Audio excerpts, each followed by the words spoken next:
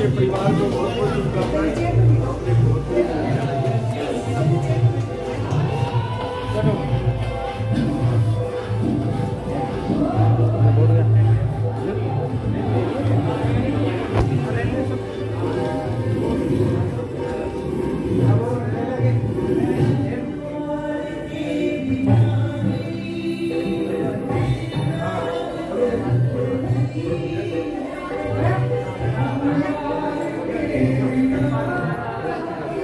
जीवन का मुख्य आधार है और कृषि इसका मूल स्तंभ।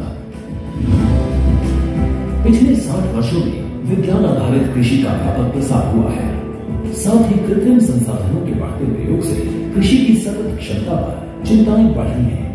प्रधानमंत्री श्री नरेंद्र मोदी जी के दूरदर्शी नेतृत्व के अंतर्गत रसायन मुक्त जैविक खेती एक महत्वपूर्ण प्रयास है।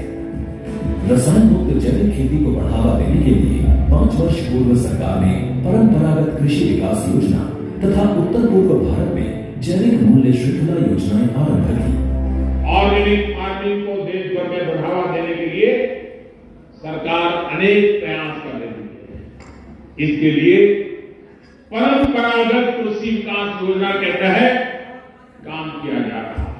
न सिर्फ ऑर्गेनिक फार्मिंग को बल दिया जा रहा है, बल्कि उसके लिए वैल्यू एडिशन और मार्केट की व्यवस्था भी की जा रही है। भारत सरकार एवं किसानों के सम्मिलित प्रयासों से आज देश के लगभग 36 लाख किसान 38 लाख हेक्टेयर क्षेत्र में जैविक खेती कर रहे हैं। इसके अतिरिक्त हमारे देश के अनेक ऐसे क्षेत्र हैं जहां आज भी पारंपरिक जैविक खेती हो रही है। इन पारंपरिक जैविक क्षेत्रों को जैविक प्रमाणीकरण सुलभ कराने हेतु पीजीएस के अंतर्गत लार्ज एरिया सर्टिफिकेट का प्रावधान किया गया है। इस प्रक्रिया की विशिष्टता ये है कि इसमें प्रमाणीकरण मात्र 2 से 3 महीनों में हो जाता है, जबकि सामान्य परिस्थितियों में इसमें 2 से 3 वर्ष का समय लगता है। अंडमान निकोबार केंद्र शासित प्रदेश के कार निकोबार एवं नैन काउरी द्वीप समूह देश के सर्वप्रथम ऐसे प्रमाणीकृत जैविक क्षेत्र हैं। अभी हाल ही में संपूर्ण लक्षद्वीप को जैविक खेती के रूप में प्रमाणित किया गया है। वर्ष 2016 में सिक्किम राज्य पूर्ण जैविक कृषि राज्य के रूप में प्रमाणित हो चुका है। सुदूर उत्तर में हिमालय श्रृंखला के बीच स्थित लद्दाख ने भी पूर्ण जैविक के लक्ष्य की ओर बढ़ना शुरू कर दिया है। जैविक उत्पादों को बाजार सुलभ कराने तथा किसानों की उपभोक्ताओं तक पहुंच बनाने के लिए एक समर्पित जैविक खेती पोर्टल भी बनाया गया है। जैविक खेती पोर्टल के जानकारी मंच और विपणन मंच के माध्यम से किसानों को उच्च गुणवत्ता उत्पादन तथा बाजार उपलब्ध कराया जा रहा है। आशा है देश के सभी राज्य अपने जैविक क्षेत्रों का विस्तार करेंगे और देश में जैविक कृषि क्रांति को मजबूत करने में योगदान देंगे। जैविक उत्पादों की देश और विदेशों में बढ़ती मांग तथा जैविक उत्पादों का बढ़ता बाजार, किसानों की उपभोक्ताओं तक पहुंच तथा जैविक एफपीओ द्वारा जैविक कृषि व्यापार में भागीदारी हमारे किसानों को अपनी आय बढ़ाने का अवसर दे रहा है। पिछले 5 वर्षों में जैविक कृषि उत्पादों का निर्यात दोगुने से अधिक बढ़कर 60,000 करोड़ रुपए से अधिक का हो गया है और इसमें प्रतिवर्ष 20% से अधिक की वृद्धि हो रही है। उम्मीद है पारंपरिक क्षेत्र के किसान भी इस बढ़ते बाजार से लाभान्वित होंगे और जैविक कृषि आंदोलन को आगे बढ़ाएंगे।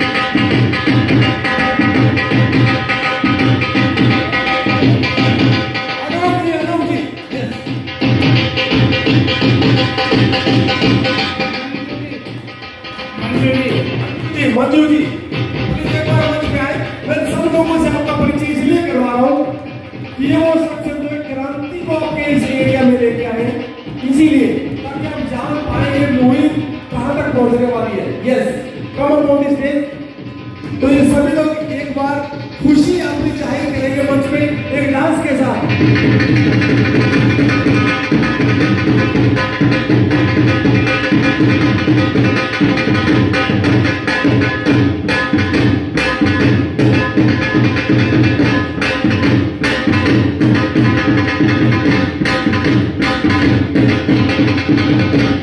ये बचपना शायद आपको याद आए, अब ये जा चुका है।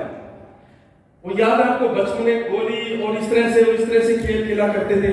शायद बचपन आपको याद आ जाए तो आपको खुशियां फिर से लौट आए। 24 घंटे में आधा घंटा बचपन में चला जाया करो। आप किस तरह से अठखेलियां बनाते थे, किस तरह से हंसते खेलते थे। वो आज कितने स्ट्रेस में जा रहा है। सुबह उठते हो शाम तक स्ट्रेस में होते हो, क्योंकि हमने अपनी जीवनचर्या इस तरीके से बना ली है। उसमें अहम रोल है खान पान का। तो बचपन किस किस को याद आ रहा है ऐसे खेल खेले। और आज की जनरेशन हमारी कहां पे है, उस पर थोड़ी चर्चा करें। आज हम सारे गजेट में सिमट के रह गए। आज हम सब कुछ घर में रहते हुए भी अकेले।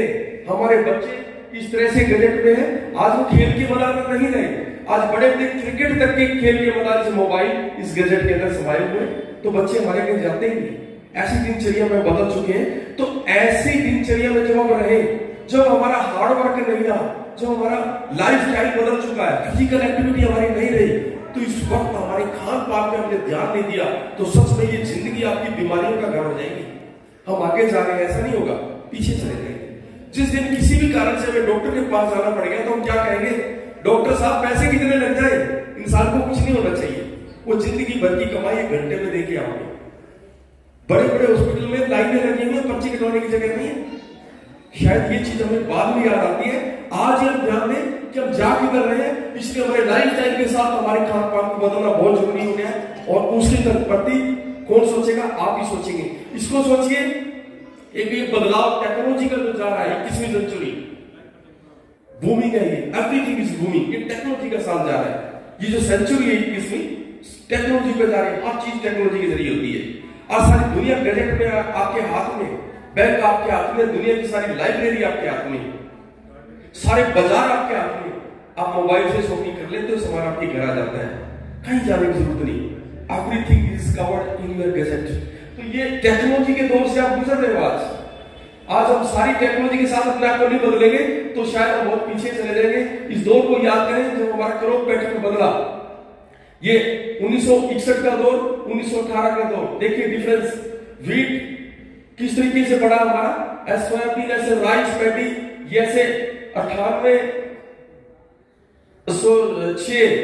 टन इस तरह से हमारे जो उत्पादन उनके बढ़े। और नीचे देखेंगे हमारे मिलेट्स ये घट गए, सोरगम जौ और ये सारे जो उत्पादन नीचे वाली पट्टी में घट गए, जो एक्चुअल में हमारे लिए अनाज थे। और ऊपर के अनाज जो हमारे लिए उपयोगी नहीं थे, ये हरित क्रांति की दौर के बाद वो आपने बढ़ा लिए, इसीलिए आज हमारे लिए परेशानी का कारण है। अब वो बात करते हैं number of hospital in India in the year 2000 20,000 सन 2000 में हमारे पास इंडिया में हॉस्पिटल 20,000 थे। लेकिन हमने कितनी प्रगति की देखिए, अब 70,000 हॉस्पिटल हमारे बढ़ गए 20 साल के अंदर, 22 साल के अंदर। तो आपके यहाँ एरिया में भी कहीं ना कहीं 1-2 साल में बड़े हॉस्पिटल खुल रहे होंगे, कि उनको पता है लोगों ने बीमार होना है। लोग बदलने वाले नहीं है, लोग उसी प्रकार के खान पान में रहेंगे तो हमारे पास आएंगे। क्योंकि इतनी बड़ी आबादी इंडिया के पास है, तो बहुत बड़ा एक हेल्थ व्यापार को लोग तैयार बैठे आपको इनकैश करने के लिए। तो आपने अपने आप को बदलना है। डायबिटिक पीपल देखिए, 1000 के अंदर हमारे रेशियो कैसे बढ़ता जा रहा है। हर यहाँ पे तीसरा, चौथा, 5वां आदमी डायबिटिक होता जा रहा है, शुगर पेशेंट होता जा रहा है। अब इन चीजों को आप नहीं समझोगे तो बाद में बहुत बड़ा खामियाजा भुगतना पड़ेगा। हार्ट अटैक की वजह से इतनी मौत इंडिया में हो रही है।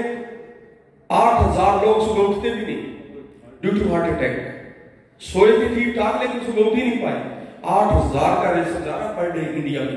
हार्ट अटैक इतना इश्यू हो चुका है। ये भी खान पान सारा है क्या, हमारा लाइफस्टाइल और हमारा खान पान, इसलिए हमें बदलने की जरूरत है। तो इन चीजों को हम देखें, डाटा हमारा बीमारियों का किस प्रकार से, liver cancer, alcoholic related liver cancer, और ये सारे जो हमारे हेल्थ इश्यूज क्रिएट हो जा रहे हैं because of our meal and diet and food, हमारा खान पान। इसलिए खान पान के बारे में नहीं सोचोगे तो हम बहुत पीछे चले जाएंगे, सब कुछ उजड़ के रह जाएगा। तो आज हमें बेहतर उसे सोचने की जरूरत है कि किस प्रकार से डायलिसिस के केसेस हॉस्पिटल में बढ़ते जा रहे हैं due to kidney failure. Artificial एक किडनी का काम डायलिसिस के जरिए किए जा रहे हैं। तो ऐसे पेशेंट लगातार इंडिया में बढ़ते आ रहे हैं। और अब देखिए ग्लोबली हम बात करें इंडिया में 2030 में जो चिल्ड्रंस ओबेसिटी बढ़ती जा रही है, बच्चों में मोटापा कैसे हो जा रहे हैं, खान पान, वो ध्यान देने की जरूरत है। क्योंकि मोटापा बीमारी नहीं, सारी बीमारियों की जड़ बन जाएगी एक दिन। बीपी, शुगर, हार्ट प्रॉब्लम, जो ब्रेन स्ट्रोक, ये सारा मोटापे की देर हो जाती है। यहाँ पे आप सोचने की जरूरत अब आपको है, हमारी जीभ को क्या चाहिए, टेस्ट। वो तो सबको पता है, पिज्जा, बर्गर और ये चाउमीन आप ला के रख दो, आपके बच्चे के सामने रखो, एक तरफ एप्पल रखो, एक तरफ पिज्जा बर्गर रखो, तो कौन सा उठाएगा आपका बच्चा? समझ आ रहा है? इस कल्चर को हम कहां ले गए? आपकी बॉडी को क्या चाहिए कि हमें पता ही नहीं है। हमारी बॉडी को चाहिए protein, carbohydrates, fats, vitamin, minerals, water, fibre. ये इंग्रेडिएंट हमारे खाने में है तो हमारी डाइट बेटर है, नहीं तो हमारी डाइट टोटली कार्बोहाइड्रेट बेस्ड है, न्यूट्रिशन वैल्यू जीरो होगी तो तरह तरह की बीमारियां और लाइफ स्पैन हमारी जिंदगी का हिस्सा बनेगा। आज 50-60 साल की उम्र हमारी सामान्य होती जा रही है। वही हमारे लोग थे 60, 70, 80, 100 साल तक भी जी लेते थे लोग। आज ऐसा क्यों नहीं है? आपको पता है साइंटिफिकली हमारी बायोलॉजिकल एज जो है, साधारणतः मनुष्य 135 साल प्लस जीता है। ये हमारी साइंटिफिक एज है, बायोलॉजिकली 135 साल प्लस अपनी एज है। और वो लोग हमारे जीते भी थे। हम कहां पे आ गए? घटते घटते शायद 60-65 पे तो आ गए, अगली पीढ़ी 50 पे भी आ रही है। तो वो जीवन स्पैन कहां जा रहा है हमारा? वो खान पान का मैटर है, क्योंकि पहले खान पान हमारे नहीं थे। तो ये चीज आपको पता होनी चाहिए। जो भी चीज आप उठाते हो, मुंह में डालते हो, क्या प्रोटीन है, क्या कार्बोहाइड्रेट्स प्रॉपर मात्रा में है, फैट्स की तरह जो हमें चाहिए उतना ही है, विटामिन उतना ही है, उसके अंदर मिनरल्स उतने हैं, वाटर का लोगों को पता नहीं कि पानी कितना पीना है दिन में। आपको पता है कि कितना पानी पीना चाहिए? कौन बताएगा? Do you know about that? Yes, हाँ, श्रीमान जी 5 लीटर। लेकिन साइंटिफिक इसकी जो एक जो पैमाना है 20 किलो प्रति जो है बॉडी वेट के साथ 1 किलोग्राम पानी पीना चाहिए। जिसका अगर 60 किलो बॉडी वेट है तो 3 किलो पानी पीना चाहिए। 80 किलो बॉडी वेट है तो 4 किलो पानी पीना चाहिए। और 100 किलो है 5 किलो, 200 किलो है तो, और उससे ज्यादा है तो टूटी का कनेक्शन ही लगा दो। ज्यादा है पानी से ज्यादा चाहिए, ऐसा नहीं है। नॉर्मल वेट कितना भी चला जाए 4 किलो मैक्सिमम पानी उसको जरूरी है, चाहे गर्मी है सर्दी है। अब आप देखिए 4 लीटर पानी पीते हैं आप, सर्दी है, मुंह लगाते भी नहीं आप पानी को, लेकिन बहुत जरूरी है, आपका फिल्ट्रेशन नहीं होगा बॉडी का। तो इसीलिए ये चीजें हमें पता ही नहीं हमारे सेहत के लिए, तो आपको जानना बहुत जरूरी हो गया है। जो आपकी ये वो चीजें अगर खाने में नहीं है तो आपकी बॉडी का ये हाल होता है। आप उससे कम में जा रहे हो विटामिन, मिनरल्स, फाइबर, तो अंडरवेट चले जाओगे आप, वजन घटने लग जाएगा। ये आपके लिए अच्छा नहीं है सेहत के लिए। आपके शायद टिश्यू इफेक्ट होंगे और आप बीमारी का कारण बनेंगे। ये हेल्दी रेंज आपकी बीएमआई, बॉडी मास इंडेक्स, जैसे हमारी जिसकी रीढ़ की हड्डी होती है, इसको हमारा जैसे गाड़ी के अलाइनमेंट बोलते हैं, वो बीएमआई इंडेक्स आपका 18 से 23 के बीच में आएगा तो ये हेल्दी बॉडी सिम्टम है, ये हमेशा फिट है। जब ये पैरामीटर पे जाते हैं 25 से 27-28 तक, तो ये छोटा छोटा सिम्टम दिख रहा है कि आप खतरे की तरफ बढ़ रहे हो तीसरे स्टेज पे। अगर आप फिर भी ध्यान नहीं देते, ये बीएमआई इंडेक्स आपका आफ्टर 30 क्रॉस होते ही आपकी बॉडी पे लेयर आने लगती है, टायर बनने लगते हैं, तो आपकी बॉडी में ये खतरे के निशान है। आप देख रहे आप कौन से परिवार में किस तरफ जा रहे हैं। अगर आप इस तरफ जा रहे हैं तो ये दोबारा कभी भी फट सकता है। सीखने के लिए तैयार नहीं होता है। और कोई भी काम यदि हम आगे बढ़ना चाहते हैं, सफल होना चाहते हैं, तो हमें सीखना बहुत जरूरी है। तो वही सिखाने की जो हमने सीखा है वही हम आपको सिखाने की कोशिश कर रहे हैं, और आपके माध्यम से आगे दोबारा से लोगों के अंदर जागरूकता लाने का हम प्रयास कर रहे हैं। लेकिन प्रयास सफल कब होंगे? तब आप और हम सब मिलकर के हमारे प्रयास होंगे, हमारी कोशिशें हैं वो लगातार जारी रहेंगी, तभी हम ये बदलाव ला सकते हैं। ये क्रांतिकारी बदलाव है, पीढ़ियों को बदलने वाला दौर है ये।